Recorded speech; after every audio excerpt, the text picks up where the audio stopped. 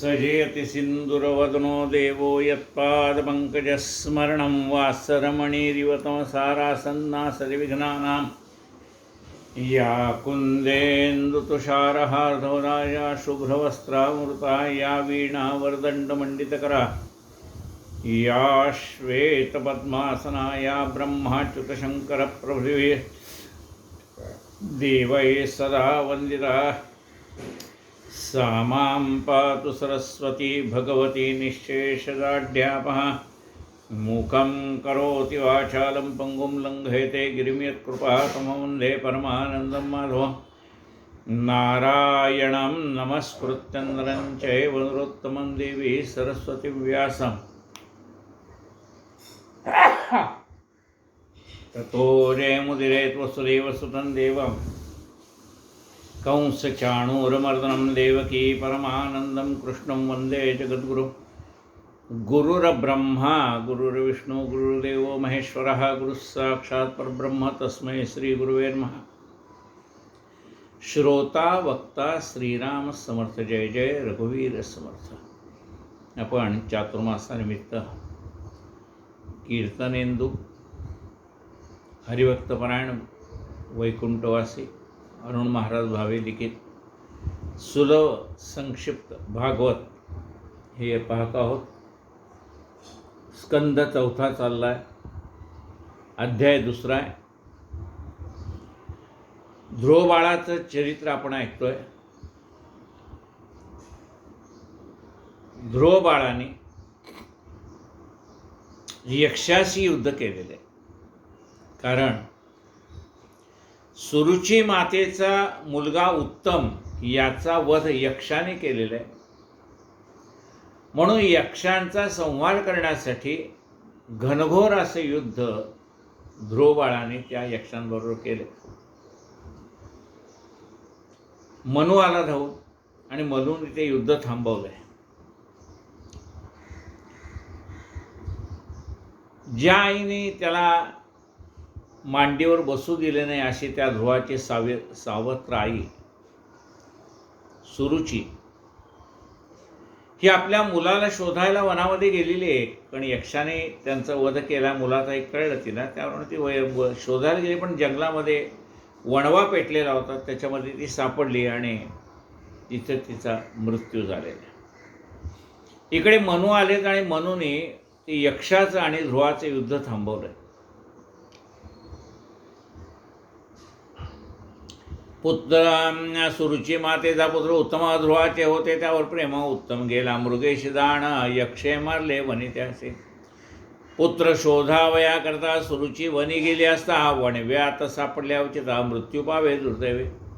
ध्रुवास कळता वर्तमान तो तव गेला धावून यक्षनगरीवरी जाय चालून यक्ष संहार भो झाला। यक्ष संहाराचे वर्तमान कळता मनु ये धावून समजावी तसे ध्रुवा लागून बाळा क्रोधा आवरणे। त्यांनी ध्रुव बाळाला सांगितलंय, उपदेश केलाय कोणी मनुने, युद्ध थांबवलंय आणि ध्रुवाला तो उपदेश करतोय कोण? मनु। माणसाला राग क्रोध असावा, पण क्रोधावरती नियंत्रण असावं, कारण रागाच्या आहारी आपण गेलो की सारासार विवेक बुद्धी नष्ट होऊन जाते। म्हणून राग आला की 10 अंक मोजावेत असं सांगितलं, का की तेवढ्यात आपला राग थोडा शांत होऊन जातो, मग आपण विचार करायला लागतो। आपण रागात असताना समोरच्या माणसाचं कितीही बोलणं खरं असलं ना तरी आपण मानायला तयार होत नाही, कारण रागाच्या भारात म्हणून तू गप्प बस रे, तू काय सांगू नको, म्हणजे तो जरी खरं काही सांगत असला तरी ते ऐकण्याची सुद्धा आपल्या मनाची तयारी नसते। बाळा क्रोधावरणे श्री गणेशाय नमः। तू तवा श्रीमद्भक्त तुला वागणे हे अनुचिता भ्रात्या करता संख्यात यक्ष किमर्थ मारले। अरे आपल्या भावासाठी एवढ्या असंख्य यक्षाचा तू वध केलास। मान द्यावा श्रेष्ठासी कृपा करावी कनिष्ठासी मैत्री करावी समाधिकार्यासी समदृष्टीने वर्तावे। अरे आपल्यापेक्षा वडील माणसं असतील त्यांना मान द्यावा, आपल्यापेक्षा कनिष्ठ असतील त्यांच्यावरती कृपा करावी, आपल्या बरोबरीचे असतील त्यांच्याशी मैत्री करावी, सर्वांना समदृष्टीने पाहावं. आता समदृष्टीने पाहणं म्हणजे काय? पहा, वास्तविकता व्यवहारामध्ये वेगवेगळं वागावंच लागतं. सगळ्यांशी सारखं वागता येत नाही, वेगवेगळं वागावं लागतं. पण वेगवेगळं वागलं तरी त्याच्यामध्ये आपली भावना समत्वाची आहे हे समोरच्याला कळलं ना, तर मग ते वेगवेगळ्या वागण्याचा सुद्धा त्याला राग येत नाही. कसा? आपण सुनबाईला कांजीवरम साडी घेतली, मुलीला चांगली साडी घेतली, जावयाला चांगले कपडे घेतले, जावयाचे जे आई वडील म्हणजे आपले व्याही विहीन त्यांना सुंदर प्रकारच्या भारी भारी साड्या घेतल्या. आता त्याच्यापेक्षा हलक्या म्हणजे यांना समजा 5,000च्या साड्या घेतल्या असतील तर 3,000च्या 2,000च्या साड्या मग आपल्या नातेवाईकाने घेतल्या. त्याच्यापेक्षा आपल्या मैत्रिणी आहेत त्यांना 500-500 रुपयाच्या साड्या घेतल्यात, असं गृहीत धरा. त्याच्यापेक्षा आणखीन कोणी आपल्याकडे मोलमजुरी करणारे आहेत बायका, त्यांना 300-300 रुपयाच्या साड्या घेतल्या. कुणाला नुसती टॉवेल आणि टोपीच आहेर म्हणून दिलाय, कुणाला नुसता मानाचा नारळच दिलाय, कुणाला नुसत्याच हळदी कुंकू लावून चिवडा लाडूच्या पुड्या दिल्या. आता बघा, प्रत्येकाशी वेगवेगळा व्यवहार आहे. म्हणजे कुणाला कांजीवरमची साडी, कोणाला 5,000ची, कोणाला 3,000ची, कोणाला 2,000ची, कोणाला 1,000ची, कोणाला 300ची, कोणाला नुसतंच टॉवेल टोपी, कोणाला नुसता चिवडा लाडू, एवढं आहे. पण तरीसुद्धा कुणाच्याही मनामध्ये विकल्प येत नाही. का? तो म्हणतो सगळ्याशी त्याने व्यवहार चांगला केला. अरे बरोबर आहे, सुनेला साडी चांगली घेणं व्यवहार आहे, आपल्या व्याह्यानं चांगला आहे करणं व्यवहार आहे. आणि आम्हाला आमच्या मित्रत्वाच्या नात्याने त्यांनी 4 लोकात आम्हाला नारळ दिलाय ना, मान दिलाय ना व्याही भेटीचा, तो सुद्धा पुष्कळ आहे. म्हणजे बघा, प्रत्येकाशी वेगळं वागणं आहे.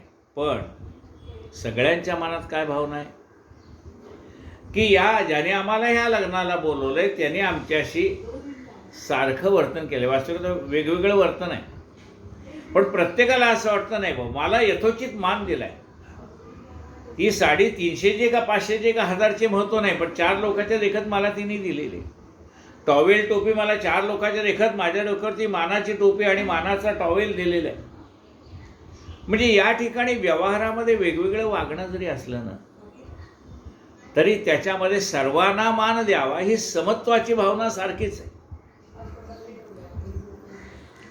समदृष्टीने वर्तावे, सुखदुःख हे तो ईश्वराधीन. अरे माणसाच्या वाट्याला सुख येतं, दुःख येतं, हे परमेश्वराच्या अधीन आहे.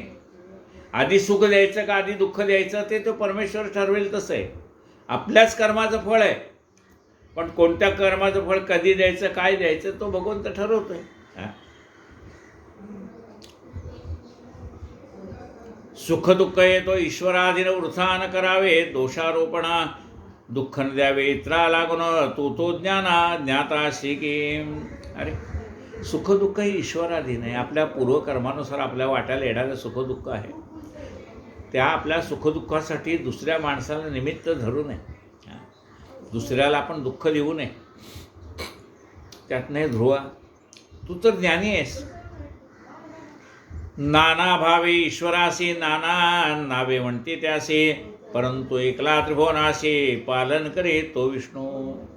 त्या भगवान महाविष्णूची अनंत नावं आहेत आणि अनंत रूप आहेत. अनंत रूपे अनंत वेशे, देखील आम्ही त्याशी. तो एकच परमात्मा आहे, अनेक रूपाने नटलेला आहे. नाना भावे ईश्वरासी, नाना नावे म्हणते त्यासी, परंतु एकला त्रिभुवनासी, पालन करे तो विष्णू. पण एकटाच या संबंध त्रैलोक्याचं पालन पोषण करतो. कोणे केली बाळा दुग्धाची उत्पत्ती, वाढवी श्रीपती सवे दोन्ही, असा तो परमात्मा आहे. आपण जन्माला येण्याच्या आधीच आपल्या दुधाची व्यवस्था भगवंताने करून ठेवली.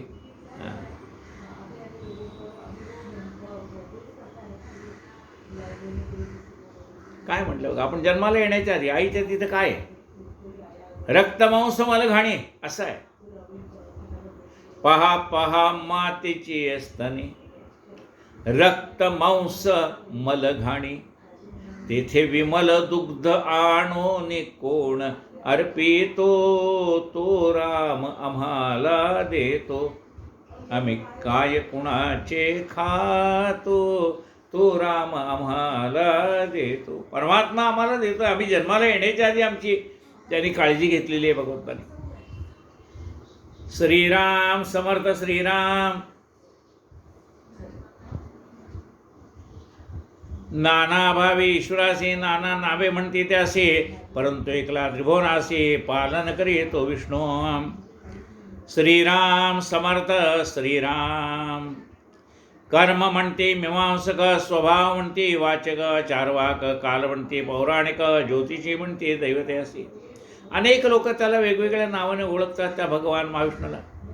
मीमांसक म्हणतात कर्म श्रेष्ठ आहे, स्वभाव कोणी म्हणतात, चारवाक म्हणतो माणसाचा स्वभाव महत्त्वाचा आहे, कोणी म्हणतंय काल महत्त्वाचा आहे, कोणी त्याला दैव म्हणतंय. श्रीराम समर्थ श्रीराम. वात्सायनादी म्हणते काम, भक्त म्हणते पुरुषोत्तम, ज्ञानी म्हणते आत्माराम, एकची नटला बहुनामे.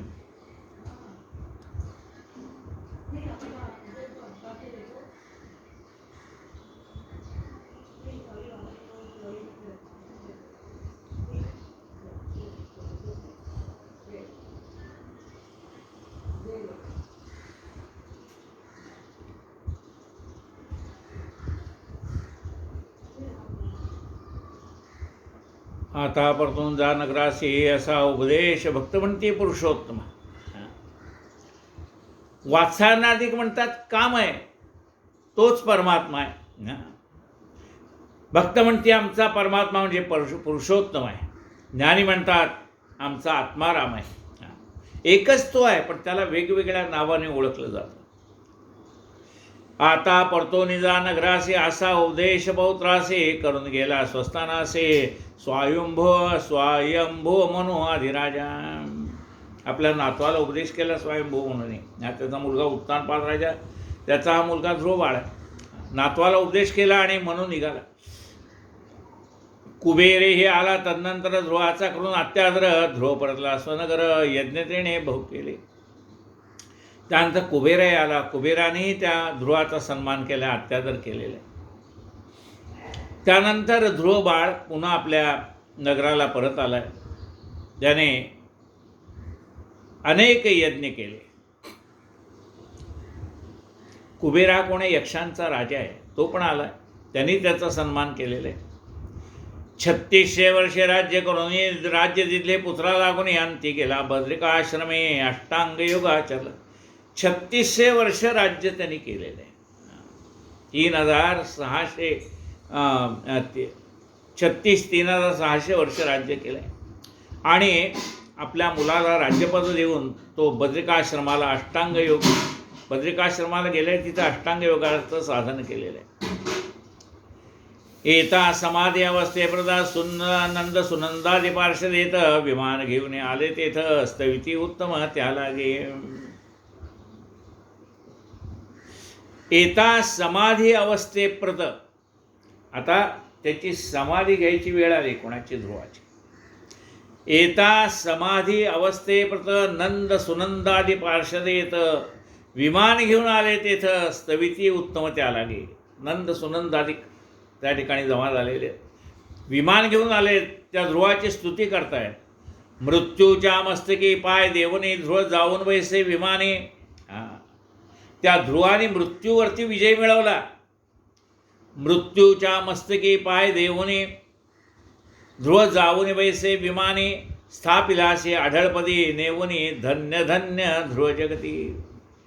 मृत्यूच्या मस्तकावर पाय देऊन तो विमानात बसलेला आहे आणि आढळपद त्याला भगवंताच्या कृपेने प्राप्त झालंय. धन्य माय त्याची सुनीती, पुत्रापुढे विमाने जात होते, तीही पावली परमगती, महर्षींना हे अप्राप्यते. धन्य माय आहे कोण? सुनीती. सुनीतीचं विमान पुढे आहे आणि त्याच्या मागे हे ध्रुवाचं विमान, दोघंही गेलेले आहेत आढळ स्नानाला. ऐसे ध्रुवाचे हे आख्यान आहे अतिव परम ऐकावेची देऊन अवधान चरणदास विनवितसे. ईश्वरांश हा जीव म्हणते तोची उत्तानपाद निश्चिती सुबुद्धी ते भार्या सुनीती ज्ञानरूपे ध्रुवपुत्र. आपला जीव हा ईश्वराचा अंश आहे, त्यालाच उत्तानपाद राजा असं म्हणतात. आपल्याला 2 पत्नी आहेत, एक सुबुद्धी आहे तिचं नाव आहे सुनीती, आणि ज्ञानरूपी मुलगा आहे त्याचं नाव आहे ध्रुव. सुनीती ही श्रेयदायिनी, सुरुची ही प्रियरूपिणी. सुनीती कशी आहे? श्रेयस्कर आहे का प्रेयस्कर आहे? श्रेयस्कर म्हणजे ज्या गोष्टीने आपलं कल्याण होणार आहे ते आहे का, प्रेयस म्हणजे आपल्याला आवडतं ते आहे, मग आपलं अकल्याण झालं तरी चालेल असं आहे. म्हणजे प्रेयस म्हणजे काय, ज्याने आपलं कल्याण होईल ते, आणि प्रेयस म्हणजे काय, जे आपल्याला आवडतं ते, आणि श्रेयस म्हणजे काय, ज्याने आपलं कल्याण होईल ते. मग ज्याने आपलं कल्याण होईल ते महत्त्वाचं आहे. सुनीती ही श्रेयदायिनी, आणि त्याची दुसरी पत्नी कोण आहे? सुरुची ही प्रेयरूपिणी. असद्बुद्धी म्हणा सुरुची लागुनी विषय ज्ञान. ही सुरुची म्हणजे कोण आहे? आपला माणसाच्या मनातले चाललेले 2 विचार आहेत, ती असद्बुद्धी आहे. नको त्या ठिकाणी आपलं मन जाणं, त्याला असद्बुद्धी म्हणलंय, अज्ञान आहे.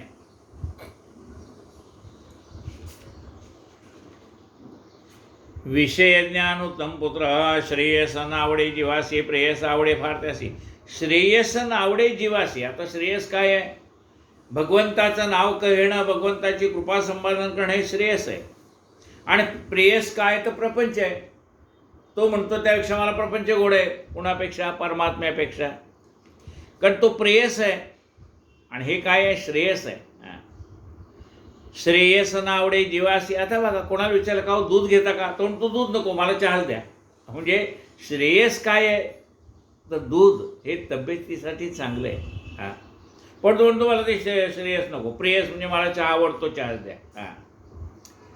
श्रेयस नावडे जीवासी प्रेयस आवडे फार त्यासी. जवळ करतात ज्ञान ध्रुवासी मुक्त होईल जीवराव. पण या ज्ञानरूपी पुत्राला जवळ केलं तर जीवाचा उद्धार होईल. आता ह्या ज्ञानरूपी पुत्राचा त्याग कोण केला होता? उत्तानपाद राजाने. कुणाच्या नादी लागून? सुरुचीच्या नादी लागून. पण त्या ध्रुवबुळा पुत्राचा जर स्वीकार केला असता परमात्म्याची प्राप्ती झाली असते. ध्रुव म्हणजे ज्ञान, त्या ज्ञानाचा स्वीकार केला तर भगवंत प्राप्त होतो. जवळ करता ज्ञान ध्रुवासी मुक्त होईल जीवराव. ध्रुवाने पुत्रवत्सर्यासी बैसले राज्यपदासे. त्याचा वंशविस्तार भवशे त्यात झाला अंगराजा. मग ध्रुवाने आपला मुलगा वत्सर, त्या वत्सराला राज्यावर बसवले. पुढे त्याला अंग नावाचा मुलगा झाला, अंगराजा. अंगराजाची भार्या सुनीता, त्याचा पुत्र वेन होता. अधर्माची कन्या असे सुनीता पुत्र झाला महादुष्ट. अंगराजाला सुनीता नावाची पत्नी होती, ती अधर्माची मुलगी होती, आणि त्यामुळे तिला तिच्यापासून झालेला मुलगा कोण आहे? तो वेन नावाचा राजा. अंगराजाला त्याची पत्नी सुनीतीपासून जो मुलगा झाला त्याचं नाव आहे वेन राजा. पण हा दुष्ट वृत्तीचा होता. पुत्र झाला महादुष्ट. वेनाचे पाहून दुष्टवृत्ती अंगराजा झाला कष्टे. दुर्गुणी मुलाचे होता प्राप्ती दुःखदारुण होय. त्या दुर्गुणी मुलगा झाल्यानंतर आई वडिलाला आयुष्यभर त्रास होतो. वेनाचे पाहुणे दुष्टवृत्ती अंगराजा झाला कष्टी. दुर्गुणी मुलाचे होता प्राप्ती दुःखदारुण होय. त्याहून असावे निपुत्रिक कुपुत्रे प्राप्त होय नरक. पुन्हा नरकात राहते पुत्र म्हणून निश्चित तत्पुत्रा.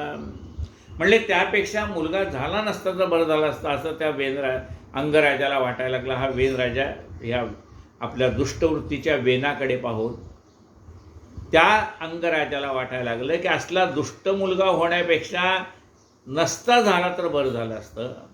मुलगा कसा पाहिजे? पुन्नाम नावाच्या नरकापासून वाचवणारा, म्हणून त्याला पुत्र ही संज्ञा आहे. पुन्हा नरकात राहते पुत्र म्हणून इच्छिती सत्पुत्र, ऐसा विचार करून मनी अंग गेला आव्हाना निघोने, बरवे केले चक्रवाणी पुत्र दे कुपुत्र दिला मजलागी. आणि याचं दुष्टवृत्तीचं वागणं पाहिलं आणि मग त्याला कोणाची आठवण झाली? भगवंताची. जाऊन म्हणले, देवा याच्या निमित्ताने काय होईना, याच्या त्रासाने मी इतका त्रासलोय की मला तुझी आठवण झाली. हे सुद्धा बरं आहे म्हणाले. तो गेला जंगलात निघून. तेणे आले वैराग्याचे ते सुखे भजेन मी श्रीपती, तेणे नगडे पुनरावृत्ती चित्त ठेवीन हरिपायी. देवा याच्या अशा वागण्याने माझ्या मनामध्ये वैराग्य निर्माण झालंय. आता माझं सगळं लक्ष तुझ्याकडे लागेल. चित्त ठेवीना हरिपायी, प्रजेशा सावा शास्ता म्हणून हे राज्यपती वैसुला दृष्टवेना, तेणे पिडले प्रजाजन करी अपमान साधूंचा. आता राज्याला कोणीतरी अधिपती पाहिजे. मग प्रजेने त्या वेनालाच राजा म्हणून बसवलंय राज्यपदावरती, पण वृत्ती काही जात नाही. म्हणजे त्याला वास्तविकता पद कुठलं मिळालं आहे? राजेपद प्राप्त झालंय. पण राजेपद प्राप्त झाले ते मूळ दुष्टवृत्ती त्याची जाईना ना. त्यामुळे सत्ता आल्यानंतर सत्याचा तो दुरुपयोगच करायला लागला. प्रजेशी असावा शास्ता म्हणून राज्यपदी वैसुला दुष्टवेना, तेणे पिडले प्रजाजना करी अवमान साधूचा. साधू संतांचा अपमान करायला लागला तो. दवंडी पिटवली आपले देशी म्हणे न करावे यज्ञ आकाशी, अथवा न भजने श्रीहरीशी मीच प्रत्यक्ष देवासे. त्यांनी दवंडी पिटवली. गावात कोणीही यज्ञागादी कर्म करायचं नाही, कुठल्याही देवाला मानायचं नाही, मीच देव आहे म्हणाला. ऋषी जाऊन समजावी ती परी न याची त्याचे ते, ऋषी हुंकारीची त्या मारती राज्य झाले दंडहीन. ऋषीने त्याला समजावून सांगितलं, अरे बुवा इतका उद्धटपणा चांगला नाही. ज्ञानी माणसाला संत सज्जनांना मान द्यावा. पण उलट तो त्यांनाच वाटेल तसं बोलायला लागल्यानंतर मात्र ऋषीने केवळ हुंकाराने त्याचा वध केलेला आहे, वेन राजाचा. आता काय झालं? राज्य निर्णायकी झालं. कारण राज्याला नायकच राहिला नाही, प्रजेला शास्त्राच राहिला नाही. मग काय करायचं? राजाहीन राज्य पाहुना प्रजेस पीडित, चोर दुर्जना मृतवेनाच्या मांडीचे मथन, ऋषी करते मंत्रवळे. राजाच नाही म्हटल्यानंतर काय झालं? दुष्टवृत्तीच्या लोकांना रानच मोकळं झालं, चोरांना रान मोकळं झालं. कारण राजाच नाही, मुख्य शास्त्राच नाही आहे, विस्कळीत झालं राज्य. मग ऋषीने विचार केला, असं होऊन चालणार नाही. मग हा जो वेन राजा होता, ज्याला केवळ हुंकाराने ऋषीने मारलं होतं, त्याच्या मांडीचं मंथन केलं. राज्यहीन राज्य पाहुना प्रजेस पीडित, चोर दुर्जना मृतवेनाच्या मांडीचे मथन, ऋषी करते मंत्रवळे. मंत्राच्या साह्याने त्याच्या मांडीचं मंथन केलं वेन राजाच्या. तर वेनाचे पाप थोर मंथनी प्रगटले ते समोर, ते पाहून रूपघोर ऋषी म्हणती निषेध. त्या काळ्या कभिन्न वृत्तीची माणसं त्याच्या मांडीतनं निर्माण झाली. मग त्यांनी सांगितले निषाद आहे. वनी झाडेला निषादासे, त्याचे वंश निषाद नामेसे प्रसिद्ध झाले. वनचर जाती अरण्यवासी भयानक, ते जंगलामध्ये जाऊन राहायला लागले. असो कथानकेत्वरी पूर्ण करूया जय जयकारी, उत्तमाख्यान असे पुढारी स्वस्थ चित्ते परिसावे. धन्य आपे गाव ग्राम गोदावरी पुण्यपावना, धन्य शुक्ल यजुर्वेदी ब्राह्मण विठ्ठल नामा कुलकर्णी. धन्य माता श्री रुक्मिणी पतिव्रता माझी शिरोमणी, जिचे उदरी चक्रमाणे नाम ज्ञानेश्वर अवतरले. पिता भक्त माता सती म्हणून या त्यांच्या उदरी येते, परब्रह्म झाले चहुमूर्ती कीर्ती जगती आजोरी.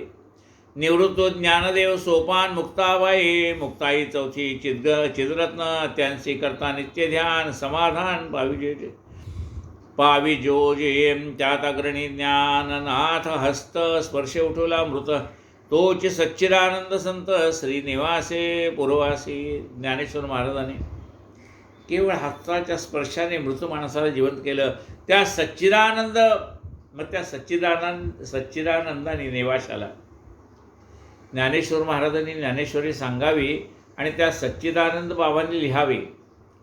सच्चिदानंद आदरे लेखकू झाला असं म्हणतात. त्यात अग्रणी ज्ञाननाथ असत स्पर्शे उठविला मृत तोचे सच्चिदानंद संत श्री नेवासे पूर्वासे श्री ज्ञानाईचे चरणी चरणदास लोटांगणे धाव पावमज निर्वाणे तुझे लेकरू विनितसे श्री ध्रुवाचे आख्यान श्री ध्रुवाचे हे आख्यान पावन व्हावे जे ऐकून श्रीकृष्णाचे चरणी लेखन आसू अर्पण दासवणे इति श्री ज्ञानेश्वर प्रसादे चरणदास विरचिते सुलभ संक्षिप्त भागवते चतुर्थ स्कंदे ध्रुवचरित्रम नाम द्वितीयोऽध्याय श्रीकृष्णार्पणमस्तु।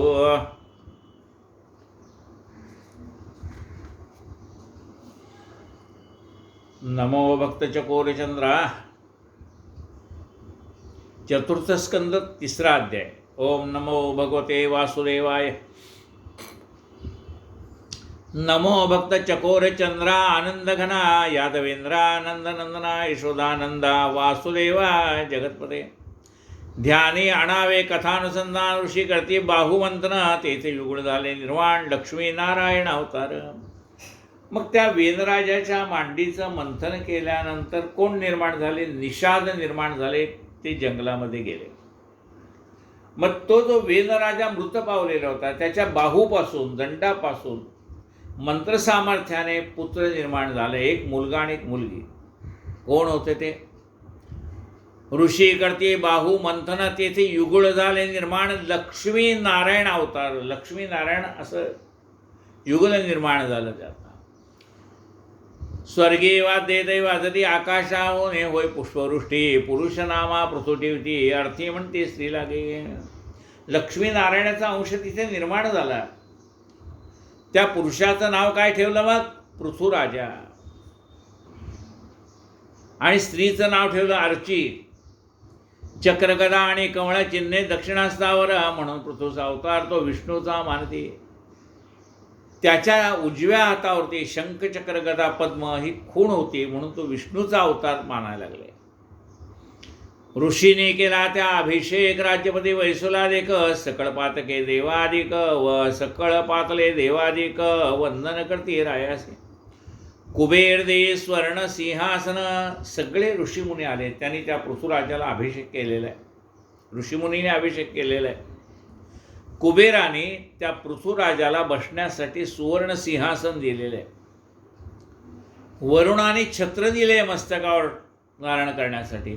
छत्र देता झाला वरुणा चौऱ्या वायू करी अर्पण। वायुदेवाने त्याला चौऱ्या दिल्या आहेत।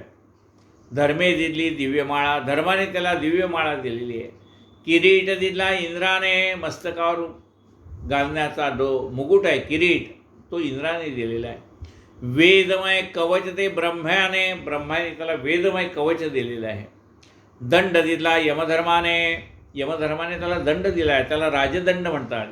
दंड दिला यमधर्माने। विष्णू दे सुदर्शन, विष्णू त्याला आपलं सुदर्शन चक्र, ते आपल्या सुदर्शन चक्रातनं दुसरं सुदर्शन चक्र काढून त्याला दिलेलं आहे। विष्णू दे सुदर्शना। सरस्वतीने दिला घट, सरस्वतीने त्याला घट दिलेला आहे। शिवदे खड्ग घोर, शंकराने त्याला तलवार दिले खड्ग घोरा। पार्वतीने दिली ढाल, घोडे दिले चंद्राने, पार्वतीने त्याला ढाल दिली, चंद्राने घोडे दिले। विश्वकर्म्याने दिला रथ, विश्वकर्म्याने त्याला बसण्यासाठी रथ दिलेला आहे। विश्वकर्म्याने दिला रथ धनुष्य अग्नी अर्पित, अग्नी त्याला धनुष्य अर्पण केलेलं आहे। द्रुतगती बाण सूर्य देत पृथ्वी दे पादुकाशी, सूर्याने त्याला अत्यंत वेगाने जाणारे बाण दिलेले आहेत आणि पृथ्वीने त्याला पादुका अर्पण केलेले आहेत।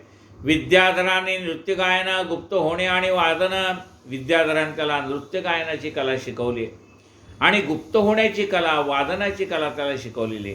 कला इतक्या दिल्या जाणं पृथुराजा कारणे, पृथुराजाला एवढं सगळं प्राप्त झालेलं आहे। समुद्र दिव्य शंख देत, समुद्राने त्याला दिव्य असा शंख दिलेला आहे।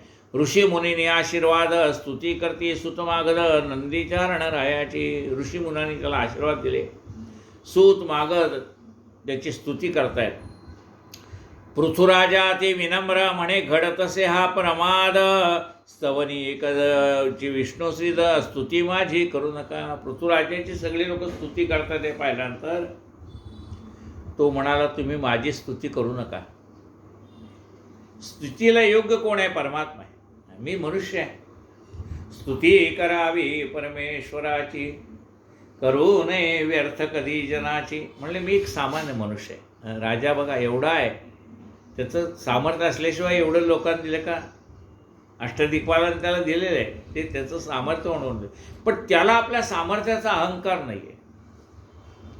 तो म्हणतो माझी स्तुती करू नका. का? स्तुती करावी परमेश्वराची. म्हणजे स्तुतीला प्राप्त एकता भगवान महाविष्णू आहे, त्याची तुम्ही स्तुती करा. पृथुराजा अति विनम्र म्हणे घडतसे हा प्रमाद स्तवनीय एकची विष्णू श्री स्तुती माझी करू नका. मी तव अजूनही श्रेष्ठ ना काही कर्म चांग केले नाही. वृथा स्तविता किंवा आहे बालबुद्धी मी नाही मी जाणता. अहो म्हणले मी अजून काहीच केलं नाही ना. आत्ता तर मी या बाहूतनं निर्माण झालेलो आहे. अजून माझ्याकडून असं काहीही कर्तृत्व झालेलं नाही की जे काही माझं कार्य पाहून तुम्ही माझी स्तुती कराल. मी तव अजूनही श्रेष्ठ काही कर्मे चांग केली नाही. वृथा स्तविता किमर्थबाई बालबुद्धी नाही मी जाणा. सुतमागत वंदी जना म्हणते तू नारायण अवतरलास आम्हाला लागून ऋषीगणी आम्हा सांगितले. म्हणले तुम्ही प्रत्यक्ष नारायणाच्या अवतारात हे ज्ञान आम्हाला ऋषींनी दिलेलं आहे की हा पृथुराजा म्हणजे नुसता राजपुत्र नाही, तर तो भगवान महाविष्णूचा अंश आहे. म्हणती तू नारायण अवतरला असे आम्हाला लागून ऋषीगणे आम्हा सांगितले. त्यांची आहे भविष्यवाणी तदर्थ प्रवर्तले जी स्तवने प्रजा लावशील स्वधर्माचरणे अधर्म्याशी दंडशील. अरे तुझं भविष्य आम्हाला सांगितले ऋषीमुनींनी की हा पृथुराजा प्रजेला शिस्त लावेल, स्वधर्माचरणाची गोडी निर्माण करेल आणि दुष्टांचा संहार करेल. अधर्म्याशी दंडशील सूर्य जैसा किरणाने पृथ्वीवरील उदगे शोषणे वर्षाकाळी जलधाराने तृप्त करी सर्वासी. ज्याप्रमाणे सूर्य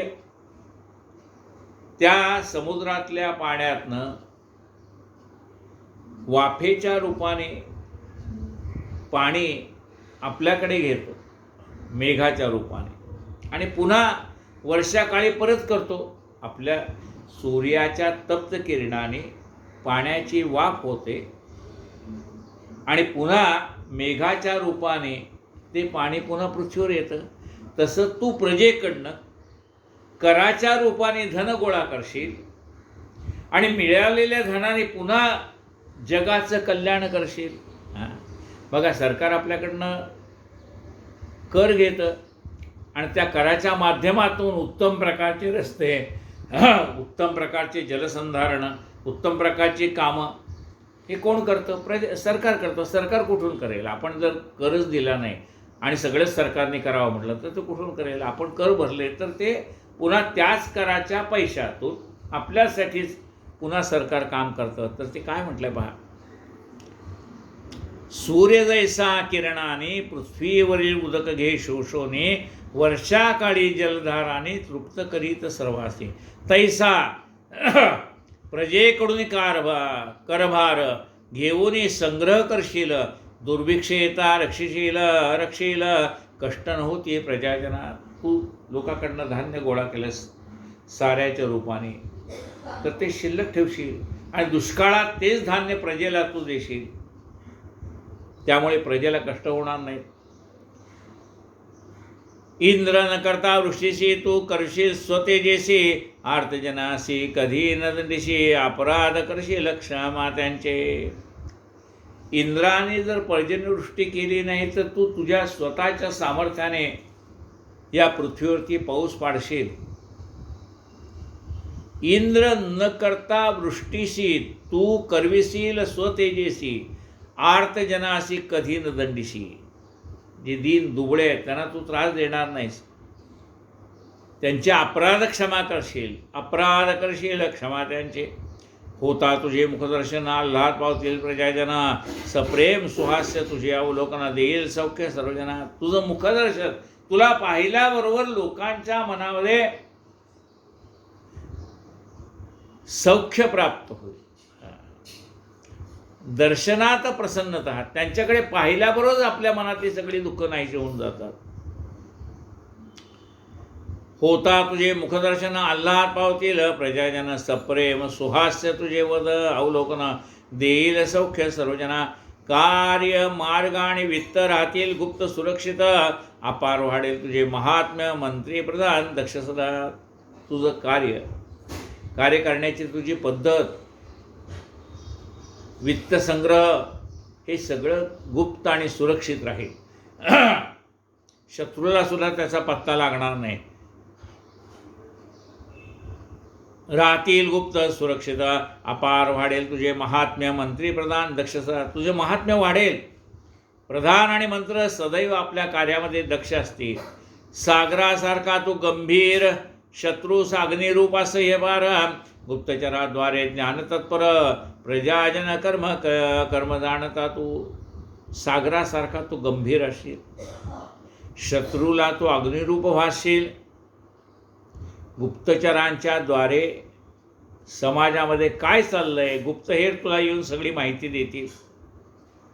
प्रजेचं काम कसं चाललंय, प्रजा सत्कर्माचं आचरण करते का कुकर्माचं आचरण करते याच्यावर तुझं लक्ष राहील.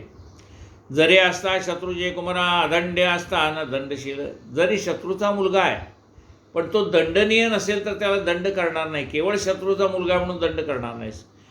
जरी असता शत्रूचे कुमारा अदंड असताना दंडशील. दंडपात्र जरी आपले कुमार दंडशील, दंड अवश्य त्या. पण जर तुझ्याच मुलाने काही दंडनीय अपराध केला तर त्यांना तू दंड करशील. सर्वसाक्षी वायू ऐसा, न्यायी तुझा यमधर्म जैसा. तू कसा आहेस? सर्वसाक्षी वायू जैसा. सर्व ठिकाणी काय चाललंय ते वायुदेवाला कळतं. तसं तुला कुठे काय चाललंय याचं ज्ञान असेल. आणि यमधर्म जसा न्याय आहे तसा तू न्यायाने राज्य करशील. संत सेवक विष्णू जैसा, शरणागता शरण्य तू संतांची सेवा करशील. शरणागताला अभय देशील. देहधारका प्रिय आत्मा जाण, सुहृदांचा नंदीवर्धना, दंडपाणी दुष्टाकारण, सखा प्रेमळ सुजनांचा. सज्जनांना तू आपला मित्र वाटशील आणि दुष्ट मात्र तुझं नाव काढत घाबरतील. असो राजा पृथ्वीची स्तुती ऐसी केली, मागधमो स्तुती आनंदी आनंदा रक्षिती. प्रजा समस्त सुखी केल्या, पृथ्वी निधी औषधी धान्य सर्व बीजे टाकले ग्रासना. प्रजा गेल्या पृथुशरण, संतप झाला भोरी. राहिलेल्या कथा बघूया ऐकूया. कायेन वाचा मनसेंद्रियर्वा, बुद्ध्यात्मना वा प्रकृती स्वभावात, करोमि यज्ञं सकलं परस्मै, नारायणायति समर्पयामि. अच्युतं केशवं रामनारायणं, कृष्णदामोदरं वासुदेवं हरि, श्रीधरं माधवं गोपिकावल्लभं, जानकीनायकं रामचन्द्रं भजे. हरे राम राम राम हरे हरे, हरे हरे कृष्ण कृष्ण कृष्ण हरे हरे, हरे राम राम राम हरे हरे, हरे हरे कृष्ण कृष्ण कृष्ण हरे हरे. गोपाल कृष्ण भगवान की जय. जय हो जय श्री भागवता, आरती करू तुझ भगवंता. श्री शुक मुनीने परम भक्तीने, नाना परीने गायले जा हरिचरिता. आरती करू तुझ भगवंता. वेद तरुचे मधुर फळ, स्वादुरसे जे सोज्वळ. आत्मा राम मुनी सकळ, सेवुनी झाले जन सुफळ. पहा पर्वणी आली अवनी, ही अधरणी भवजल तरणी. ती पतिता आरती करू तुझ भगवंता. तेथे व्यासांची वाणी सार्थक हरिगुण गाऊन शास्त्र पुराणे मुकुटमणी परम प्रेमामृत जननी सहज सेविता भाविक भक्ता उदार दाता मोक्ष तत्वता देहाता आरती करू तुझ भगवंता जन गमते जणू मानस तीर्थ द्वादश सोपाने युक्त निर्मल भक्ती जले भरित विहरे हरिहंस तीर्थ लोक सुखमळे संत द्विज पुढे सेव निरमले भान हरपले रस पिता आरती करू तुझ भगवंता अपार महिमा ग्रंथाचा वदवेना कोणासाचा प्राणची कीर्तनकारांचा मेवा कविवर संता जणू बोधाचा स्वयंप्रभेचा द्वादश कळीचा रवी अंतरिचा तमहरता आरती करू तुझ भगवंता ग्रंथ नवे हा श्रीकृष्ण गीते वेदी मन पूर्ण अनन्य होता या शरण खचित टळे जन्मा मरण त्रिताप जाती किरये शांती नाथ हि वदित कृष्णपदी ठेवू माथा आरती करू तुझ भगवंता जय हो जय श्री भागवता आरती करू तुझ भगवंता गोपाल कृष्ण भगवान की जय पुंडरी ज्ञानदेव तुकाराम पंढरनाथ भगवान की जय माऊली ज्ञानेश्वर महाराज की जय जय जय रघु. काही वेळेला मोबाईलमध्ये जेवढी जागा शिल्लक नसेल त्यावेळेला मधूनच एखादं हे रेकॉर्डिंग थांबवण्याची वेळ येते. काल आपल्याला कालच्या एपिसोडमध्ये आरती नाही करता आली कारण त्याची जी कपॅसिटी होती ती स्टोरेज कपॅसिटी संपली होती मग त्यामुळे नाही करता आली. असं काही वेळेला घडतं कारण का आता आपण मोबाईलवरच शूटिंग करतो आहे त्यामुळे एखादं त्याची काही कपॅसिटी ती संपली तर मध्येच एखादं थोडासा डिस्टर्ब येण्याची शक्यता असते. काही वेळा आता घरातच प्रवचन चालू आहे घरामध्ये एखाद्याचा आवाज यायला लागल्यानंतर मला थोडंसं जोरामध्ये श्रीराम समर्थ जय जय रघुवीर समर्थ असं बोलावं लागतं म्हणजे समोरचे समजून जातात की हो आपला आवाज थोडा मोठा होतो आहे रेकॉर्डिंगला त्रास होऊ नये तारतम्य बाळगावं लागतं. श्री सद्गुरू गजानन महाराज की जय.